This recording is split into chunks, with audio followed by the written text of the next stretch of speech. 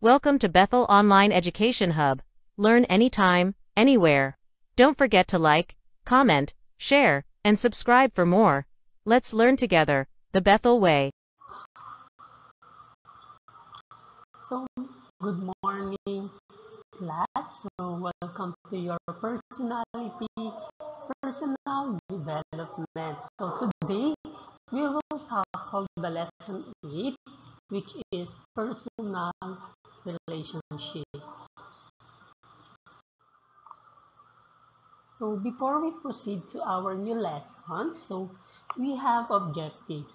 At the end of this module, you should be able to 1. Discuss an understanding of teenage relationship, including the acceptable and unacceptable expression of attraction.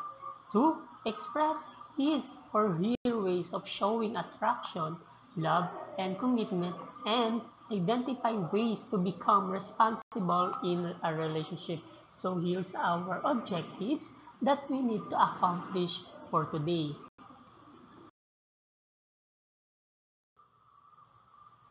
So now let's proceed to the first one. So personal relationship.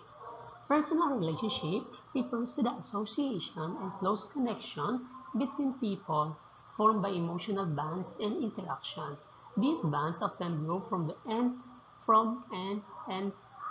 are formed by mutual experience. Teenagers commonly have relationship with their family, friends, and significant others. So pag sinabi natin personal relationship, ito ay tumutukoy sa koneksyon o ugnayan ng dalawang tao na may malalim na emotional, social, o physical na aspeto. So karaniwan, ang mga ganitong relasyon ay nagaganap sa pagitan ng magkakaibigan, magkasintahan, pamilya, o kahit mga kasamahan sa trabaho na may personal na connection. So ang mga personal na relasyon ay nag-iiba depende sa antas ng intimasya at pag-uunawa ng bawat isa. So sa isang personal na relasyon, mahalaga ang tiwala, respeto, komunikasyon, at ang pagbibigay halaga sa isa't isa. Ang mga relasyon na ito ay maaaring magdulot ng kasiyahan at kaligayahan, ngunit maaari rin itong magdulot ng pagsubok o hirap kapag may hindi pagkakaunawaan o problema sa pagitan ng mga tao o ng bawat isa o mga magkakaibigan. So now, let's proceed to the second one, family relationship. Family is defined as two or more persons who are related by birth, marriage, or adoption, and who live together as an household. As one household includes siblings and parents who may with you as you grow up. And relatives such as grandparents, aunts, uncles, and cousins who you may not see frequently.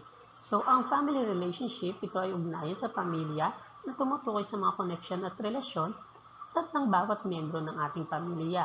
So, ito ay maaaring maglaman ng iba't ibang uri ng ugnayan, depende sa kung anong bahagi ng pamilya ang tinutukoy. So, meron tayong unang pamilya, ugnayan ng magulang at anak, ugnayan ng magkapatid, ugnayan ng mag-asawa, ugnayan ng mga lolo't lola sa mga apo, at higit sa lahat, ugnayan ng mga magkamag-anak.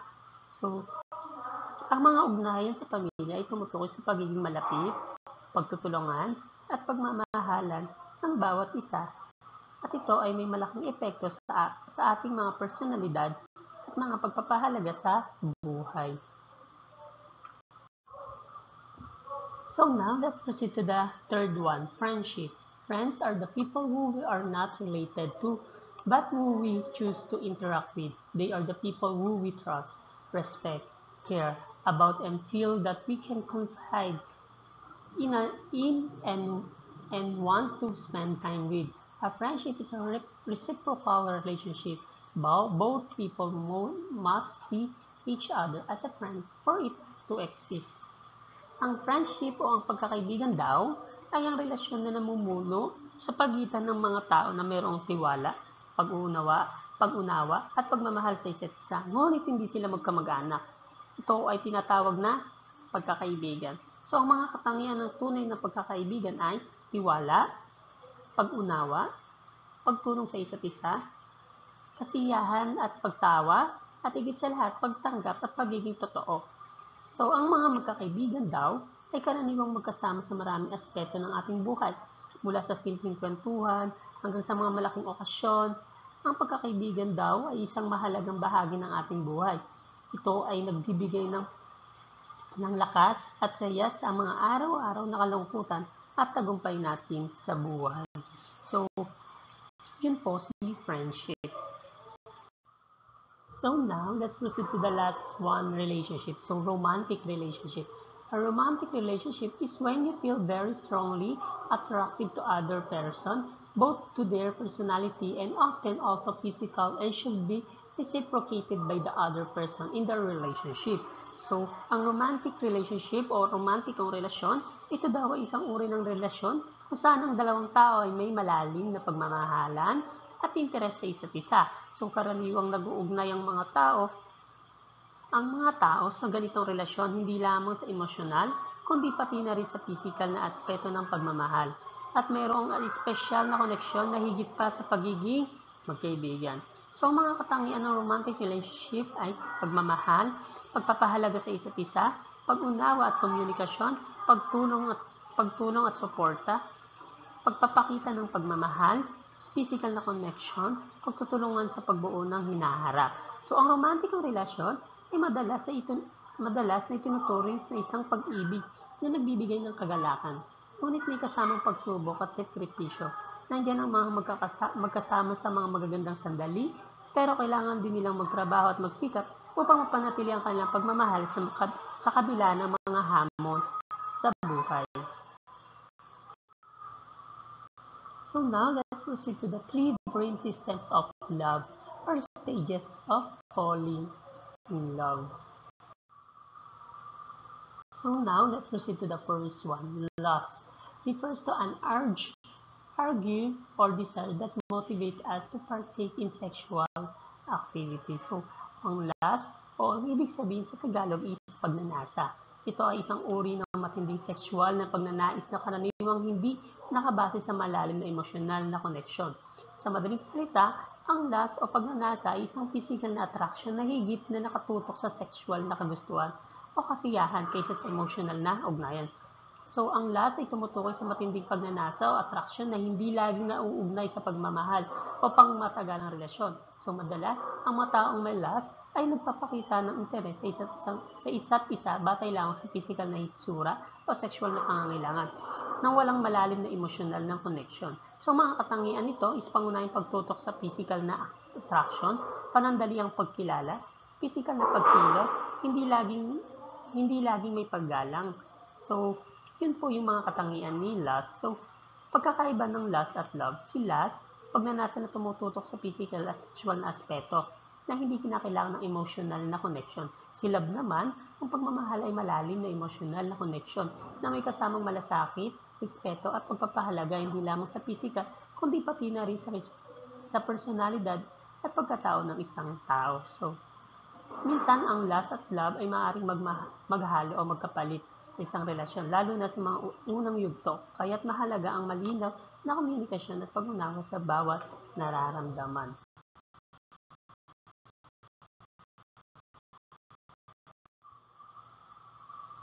So now, let's proceed to the second one, attraction.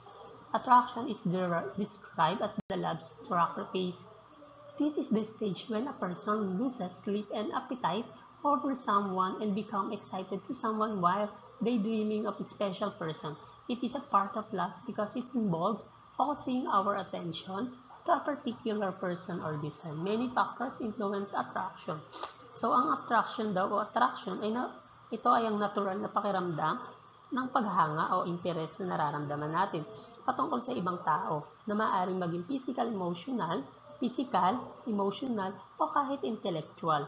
Hindi ito palaging nangangahulugang may romantiko o sexual na intensyon. Ngunit, kadalasan, may kaugnayan sa pagkakaroon ng special na connection sa isang tao dahil sa kanilang itsura, personalidad o mga katangian. So, may iba't ibang uri ng attraction at narito ang ilan sa mga ito. So, physical na attraction, emotional na attraction, intellectual attraction, social attraction, romantic na attraction, and sexual attraction. So, ano nga ba ang pagkakaiba ng attraction at lust? Lust. Attraction ay isang mas malawak na pakiramdam ng paghanga na maaaring maging romantiko,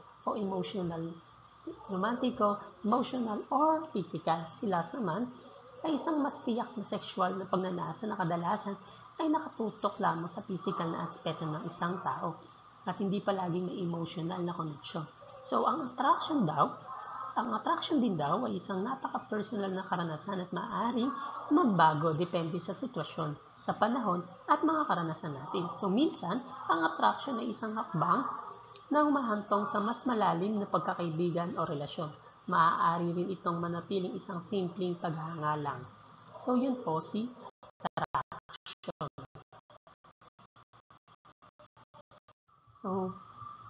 So now, here's our factors of attraction. So physical attractiveness. It is one of the primary determinants of romantic attraction. Most people prefer whom they consider physically attractive, especially in the early stages of dating.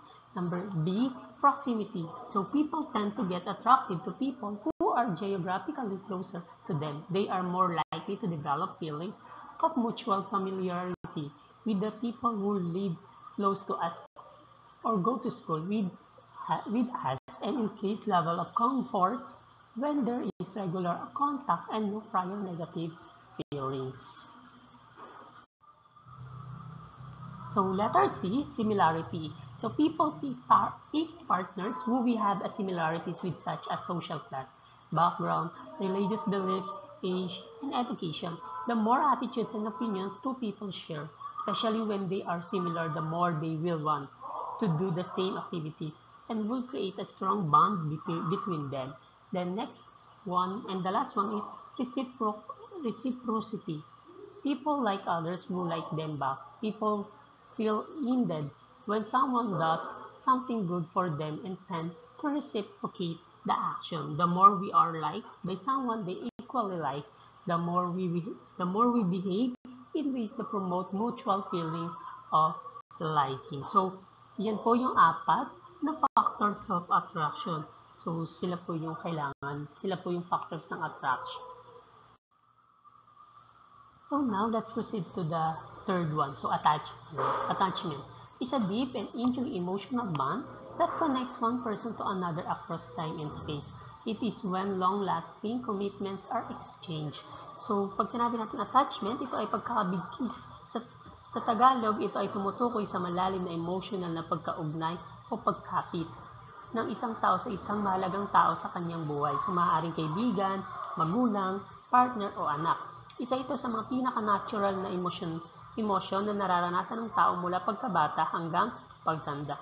So, ang attachment ay ang damdaming gusto mo laging malapit, ligtas, at konektado sa isang tao.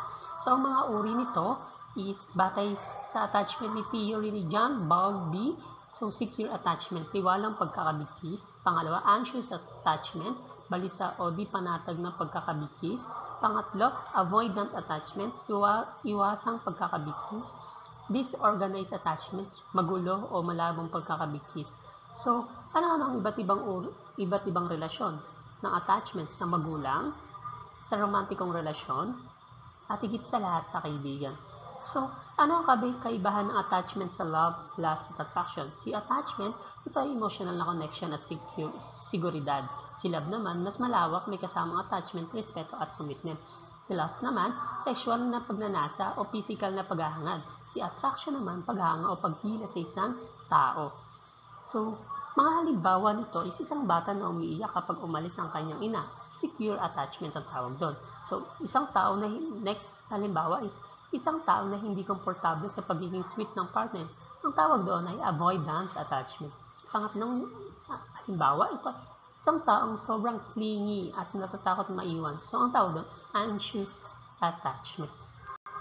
So, kung gusto mong malaman kung anong klase ang attachment style meron ka o kung paano ito nakaka-apekto sa iyong mga relasyon, maaari tayong gumawa ng simpleng self-check. Iyon po yung need natin para malaman natin kung ano bang meron tayong attachment. So now let's proceed to the next one. So Robert Strange Burge, 1988. So suggests that there are three main components of love. Love relationship is and it depends on the presence or absence of each of these components. So, according daw kay Robert Sternberg, meron daw three main components of love. So, ang love relationship daw is nakadepende sa presence or absence ng components. So, ngayon, tatalakayin natin kung ano nga ba yung tatlong main components of love. So now let's proceed to the first one. Intimacy is an intimate interpersonal relationship that involves physical or emotional intimacy. It is characterized by friendship, familiarity, or romantic love. It involves closeness, connectedness, and bondness. So, si intimacy daw, ito ay isang intimasya, ay isang malalim na koneksyon o ugnayan sa pagitan ng dalawang tao na may kasamang pagiging bukas, tapat, at magaan ang pakiramdam sa isa't isa. So sa madaling salita, ang intimacy ay hindi lamang tungkol sa physical na relasyon, kundi tungkol din sa emotional, mental, at spiritual na connection. So karaniwan ito ang pundasyon ng mga malalapit na relasyon tulad ng sa mga mag-asawa, magkaibigan, o pamilya. So may mga uri ang intimacy.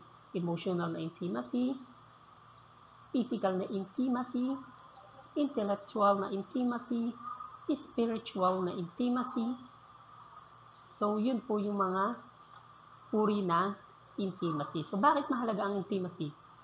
Dahil ito ay nagbibigay ng pagkonekta at seguridad. Pangalawa, nagpapalago ng tiwala at paggalang. Pangatlo, at higit sa lahat, and lastly, nagpapalakas ng relasyon.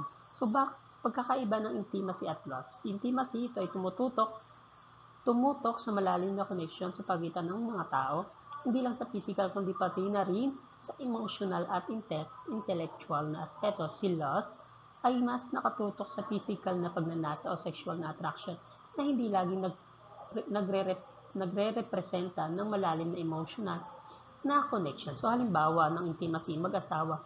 Kapag magkasama sila sa isang quiet evening, nag-uusap tungkol sa kanilang mga pangarap o kaya ay nakikinig sa isa't isa ng walang mga distractions. Sa magkaibigan naman, example, ang pagpapahayag ng mga personal na problema, pagkatalo o tagumpay na walang takot sa pagkakasala o pagsuway. So sa pamilya naman, pagtulong sa isa't isa sa mga mahirap na sitwasyon at ang pagiging bukas sa mga pakiramdam at opinion. So ang intimacy ay hindi laging madali at minsan ay nangangailangan ng panahon upang buuin. Subalit, ito ang nagbibigay ng matibay na ugnayan at nagpapalalim ng isang relasyon sa kahit anong konteksto ng romantiko man, pamilya o kaibigan. So now, let's proceed to the second one. Passion is an intense emotion, a compelling enthusiasm or desire for something. So, ang passion ay isang matinding damdamin o kagustuhan na nararamdaman nating mga tao para sa isang bagay, tao o gawain. Sa Tagalog, maaari itong isalin bilang masidhing damdamin, pagkaakit o pagkahilig sa isang bagay na mahalaga o mahal sa iyo. Karaniwan, ang passion ay nagsisimula mula sa isang malalim na interes na nauurong at lumalago kaya't nagiging isang bagay na nagpapalakas sa atin. So, nagbibigay ng layunin at nagbibigay sigla. So, halimbawa, ang isang tao na may passion sa musika ay hindi lang basta natututo ng instrumento o umaawit, kundi ginagawa niya ito ng buong puso at walang sawa. So, ang passion ay may kakayahang magbigay ng lakas at mag-udyok sa tao na magpatuloy kahit na may mga pagsubok. So, ang mga aspeto ng passion is emotional, motibasyon, at higit sa lahat, dedikasyon. So halimbawa, ang kanyang passion sa pagtulong sa iba ay makikita sa kanyang mga proyekto sa komunidad. Pangalawang halimbawa, mahal na mahal ni Carla ang sining at ang kanyang passion sa pagpinta ay nagsimula nung siya ay bata pa. So ang passion daw ay hindi lang basta interest, ito ay isang malalim na koneksyon na nagbibigay saysay at kulay sa kanyang buhay or sa ating buhay. So now, let's proceed to the last one, commitment. It is the attitude of someone who works very hard to do or support something. It is an action deciding to consistently fulfill and lead by agreements with another person, empathy, purpose, and where the values of integrity and respect serve as a guide to one's behavior and thinking. So, pag sinabi natin commitment, ito ay ang pagpapasya at pagtatalaga ng sarili sa isang bagay, tao o layunin natin na may kasamang paninindigan na ipagpatuloy ito kahit ano pa man ang mangyari. So, si commitment ay pwede ring tawaging pananagutan, paninindigan, pagkakatiwalaan, dedikasyon, at higit sa lahat, pagtatalaga ng sarili. So, si commitment daw, ito ay isang malalim na pangako na hindi basta-basta binabaliwala o tinatapon. Kapag may commitment ka, handa kang magtrabaho ng husto, magtiyaga at magtaguyod ng isang bagay o relasyon, kahit may hirap o pagsubok. So, halimbawa ng commitment, sa trabaho kapag committed ka sa ginagawa mo, ang iyong tungkulin ng maayos at hindi sumusuko kahit ikaw ay kahirapan. So, hindi sumusuko kahit may kahirapan. So, sa relasyon naman, ang commitment ay ang pagiging tapat, pag-aalaga at paglalaan ng oras para sa isa't isa. So, ang tagumpay ay resulta ng matibay na commitment at pagsisikap. So, pangalawang pangungusap ng commitment. Ang pagiging tapat at maaasahan sa isang relasyon ay tanda ng tunay na may commitment. So, yun po si commitment. So, eto po yung mga combination ng tatlong components. So, nagpo-produce siya ng 8 types of love. So, ayan po siya. Non-love, liking, infatuation, empathy love, fatuous, companionate, romantic, and consuming.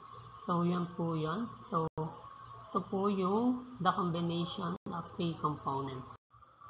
So, now, let's proceed to the first one. So, philia, affectionate love. It is a love that runs deep in true friendship, love without romantic attraction, and occurs between friends or family members. It is called brotherly love when both people share the same values and respect each other. So, ang philia ay isang salitang Griego na tumutukoy sa pagkakaibigan o pag-ibig na nakabatay sa pagkakaibigan, isang uri ng pagmamahalan na mas matibay at mas malalim kaysa sa simpleng pagkakapit-bisig lamang. Iba ito sa romantic love o eros, na pag-ibig na may kasamang pagnanasa, at sa agape, pag-ibig na walang kondisyon. Ang philia ay mas nakatuon sa pagkakaibigan, tiwala, at paggalang sa isa't isa. So, ang mga aspeto nito ay pagkakaibigan, pagtulong at pag-aalala, at higit sa lahat, pagpapatawad. So, ang halimbawa nito is ang tunay na philia ay hindi lang sa mga magagandang panahon, kundi lalo na sa oras ng pangangailangan. So, ang philia ay may mas na ipapakita sa aksyon at hindi lang sa mga salitang binibigkas.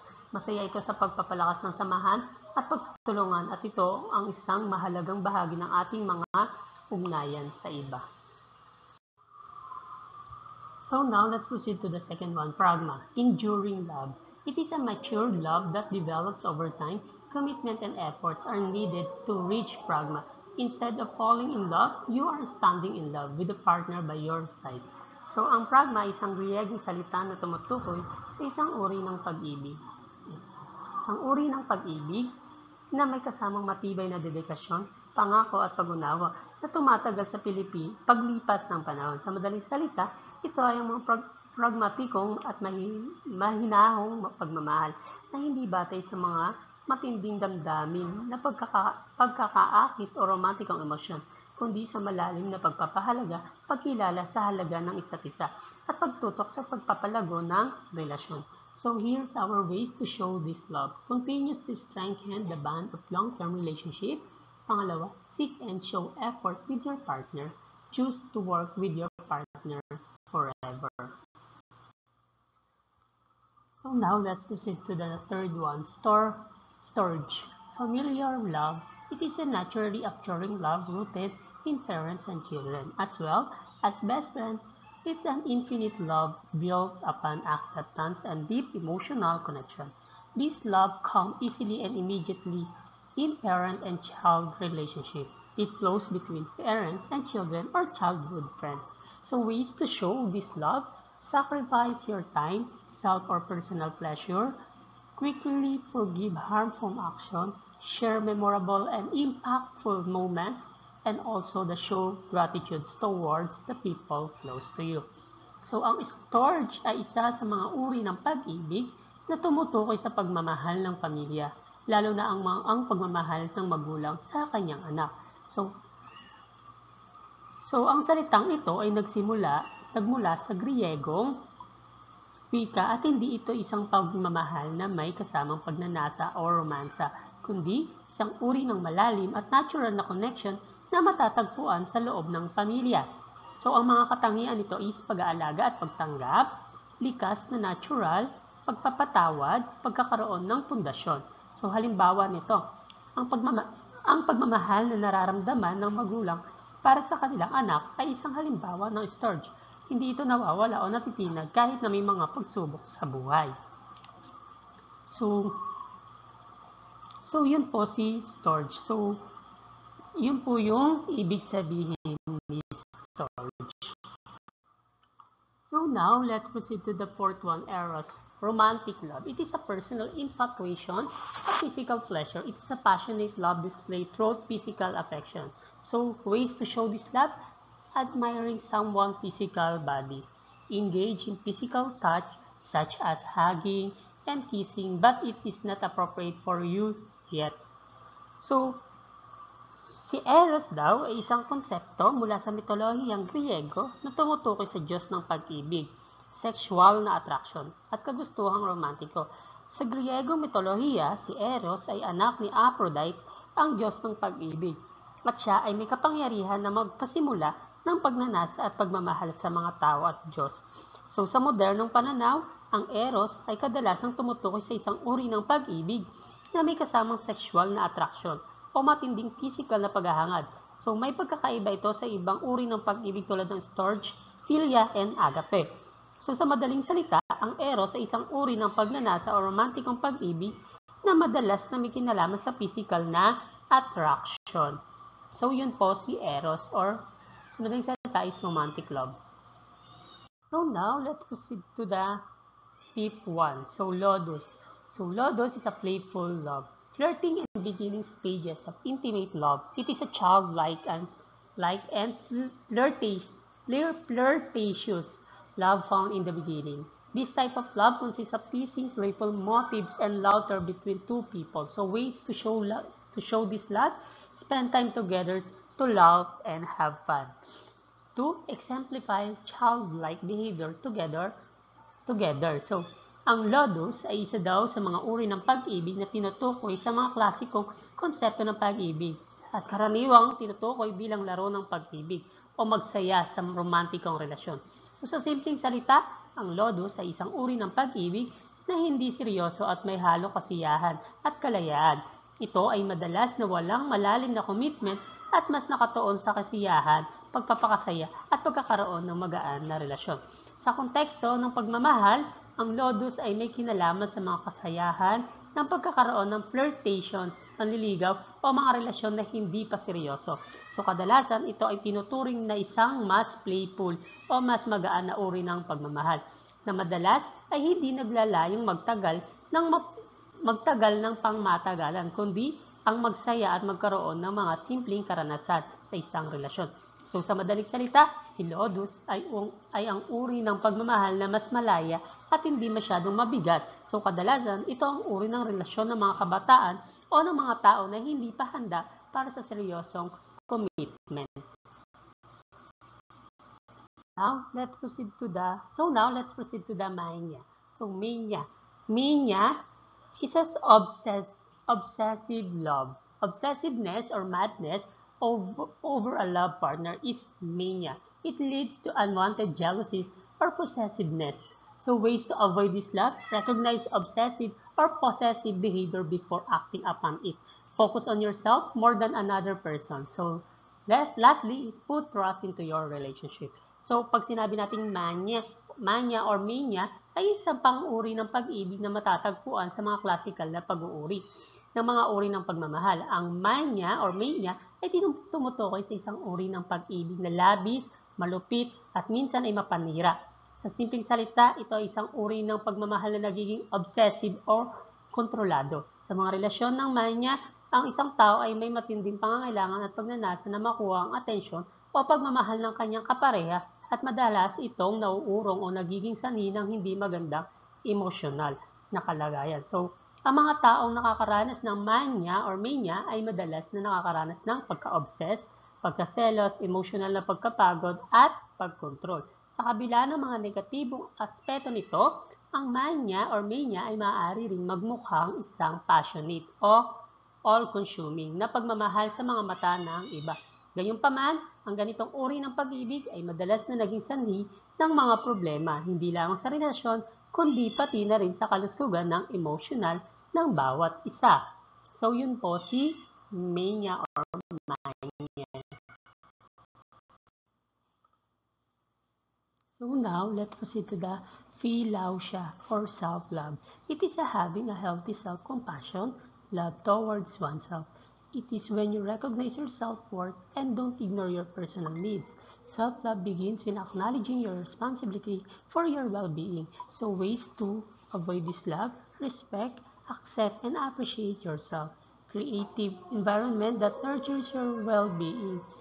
Take care of yourself like a parent would care for a child. Spend time around people who supports you. So, pag sinabi natin philautia, ito ay isang salitang Griego na tumutukoy sa pagmamahal sa sarili or self-love. So, may dalawang uri ng philautia. So, mabuting philautia or positive self-love. Ito ay malusog at makataong pagmamahal sa sarili. Halimbawa, pagbibigay ng pahinga sa sarili, hindi pagsisisi sa sariling pagkakamali at nagbibigay ng tiwala sa sariling kakayahan. So, pangalawa is masamang philautia or negative self-love. Ito ay labis sa sobra-sobrang pagmamahal sa sarili na maaaring mauwi sa kayabangan, pagkamakasarili o narcissismo. So, halimbawa, hindi marunong makinig sa opinyon ng iba dahil sa sobrang tiwala sa sarili o ang pakiramdam na mas magaling ka sa lahat. So, ang philautia ay pagmamahal sa sarili pero depende sa balanse. So, maaari itong maging positibo o negatibo. Mahalaga ang tamang pagmamahal sa sarili upang maging masaya, buo, at makapagbigay din ng pagmamahal sa kapwa. So now, let's proceed to the last one, agape. It is a selfless love. It is an empathetic attitude of love for everyone and anyone. It is the highest love to offer. It is a given without any expectation of receiving anything in return. It is considered as unconditional love. So ways to avoid this love: dedicate your life to improve the lives of others. Stay conscious of your action for the good of humankind. Offer your time and clarity to someone in need. And lastly, express unconditional love in any situation. So, ang agape ay isa sa mga uri ng pag-ibig sa sinaunang Griego. Ito ang tinuturing na pinakamataas at pinakabusilak na uri ng pagmamahal. So, ang agape ay walang pag-iimbot, walang hinihinging kapalit at kusang loob na pagmamahal. Ito ang uri ng pag-ibig na walang kondisyon or unconditional love. Mapagparaya, mapagbigay at tapat kahit hindi masuklian. So, ang mga katangian ng agape is hindi makasarili, matatag, tunay at higit sa lahat, mapagpatawad at magparaya. So, halimbawa ng agape, pagmamahal ng magulang sa anak. Kahit nagkamali ang anak, patuloy pa rin ng suporta at pag-aaruga. So, pagmamahal sa Diyos, sa tao. Ayon sa maraming pananampalataya, ito ang walang hanggang pag-ibig ng Diyos kahit sa mga kasalanan. So, lastly is pagtulong sa kapwa, kahit hindi mo sila kilala o kahit walang kapalit. So, ang agape class ay pagmamahal na bukal sa puso, hindi naghahangad ng kapalit at handang sakripisyo. Isang uri ng pag-ibig na nagpapakita ng pinakamalalim na kabutihan ng ating puso. So, yun po si agape. So now, let's proceed to your activity 8. So, in your activity 8 is a journal reflection. So, gagawa kayo ng journal reflection. So, upon knowing the result, reflect and write in your journal the following using the answer in the activity. So, write your love language and the love language of your listed family members such as parents and siblings, friends, and significant other. Number 2 question, how you can further express your love to them. Number 3, list down the things on how you wanted to be loved and how you can share your love them. So, sasagutan nyo to, yan, para makagawa kayo ng journal. Ito yung magiging guide nyo na sasagutan ang mga question na ito. So, isusulat niyo siya sa yellow paper or bond paper. Then, after that, ipapasa niyo siya sa akin through Messenger. I-PM niyo po siya sa akin through Messenger. So, and that's our lesson for today. So, I hope you learn a lot in this lesson. So, if you have any question, clarification about this subject or about the activity, don't hesitate to ask me because I am your teacher. I will help you. Thank you and goodbye. Have a nice